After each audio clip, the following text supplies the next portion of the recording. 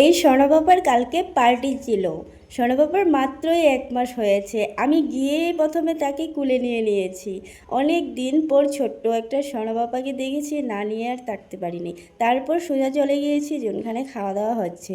প্রথমে গিয়ে কিন্তু আমি খেতে বসে যাইনি, কারণ আমার খিদা ছিল না।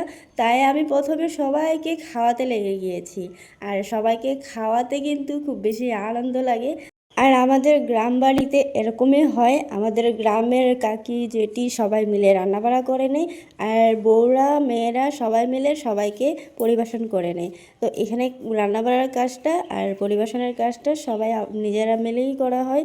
তো আমাদের কিন্তু অন্য কোনো কেটারিং সার্ভিস, তারপরে কুক, এরকম কিছুই লাগে না। আমাদের গ্রামে সবাই মিলে মিশেই কাজ সেরে নেয়। তো এখানে সবাইকে খাওয়ানোর পর আমার বেশ গরম লাগছিল। তারপর কিছু সময় কিন্তু রেস্ট নিলাম, কারণ সবার খাওয়া দাওয়া অলমোস্ট হয়ে গিয়েছিল। তারপর একটুখানি রেস্ট নিয়ে তারপর আমারও বেশ খিদা পেয়েছে, সকাল থেকে কিছু খাইনি। তো আমিও বসে গেছি খেতে। প্রথমেই আমি ভাত নিয়েছিলাম, আর আমাকে খাওয়াচ্ছিল হচ্ছে নিকি বনু।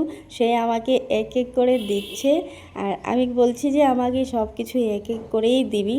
তো প্রথমে আমি ডাল দিয়ে লেবু চটকিয়ে মেখে নিচ্ছিলাম, কারণ ডালটা আর লেবুটা বেশ জমে গরমের মধ্যে। তো এগুলো দিয়ে খাওয়ার পর আমি নিয়ে নিয়েছিলাম মাছ আর মাছের ঝোল। তারপর হচ্ছে আর কিছু দেখাবো না, আমি গরমে জলদি জলদি খেতে চেয়েছিলাম। তারপর মাছ খেয়েছিলাম, তারপরে আরও চাটনি।